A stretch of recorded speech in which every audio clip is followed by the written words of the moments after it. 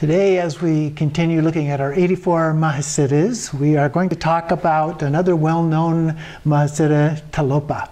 Tilopa was the teacher of Naropa and also a student of Nagarjuna.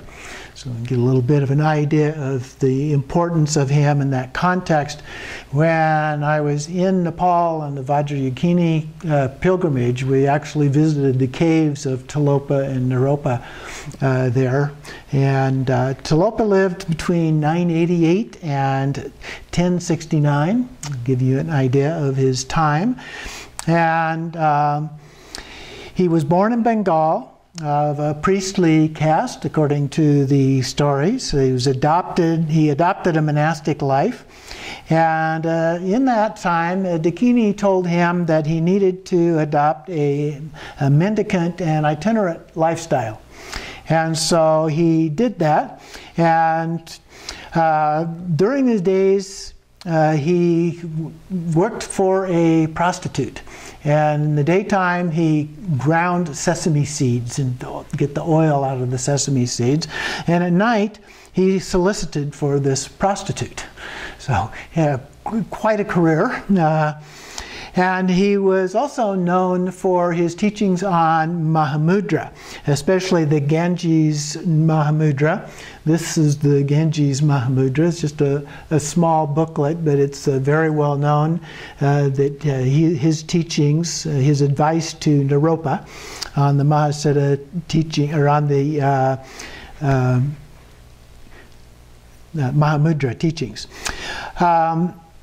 And he's also known for something called the 6 words of advice. And those 6 are: don't recall, let go of what has passed. Don't imagine, let go of what may come. Don't think, let go of what is happening now. Don't examine, don't try to figure anything out. Don't control, don't try to make anything happen. And rest. Relax right now and rest. So his 6 words of advice. Those are pretty good words of advice. So the story of Tilopa for today is that for many years Tilopa performed priestly duties in the service of the king of Nagar. And the king rewarded him with the princely sum of 500 gold sovereigns a day. And yet, Tilopa was very uneasy in this role and distracted in his work. He said, "My life is meaningless, and so I must leave and seek enlightenment, living as a yogin." So the story is a little different than the other one that I was talking about. But whenever Tilopa attempted to resign, such a cry of dismay rose from his disciples that the court and the royal family, that royal family, that each time the king refused to give him permission to leave. Finally, Tilopa, his longing became so intense that he knew he could no longer remain. And so he silently made his way to the temple in the grounds and sought out a beggar. He exchanged his priestly robes for the robes of the beggar and slipped unnoticed out of the royal compound. By dawn, Tilopa was well on the road to the cremation ground, and later he resumed his mendicant roaming. One day on the road he met Naropa.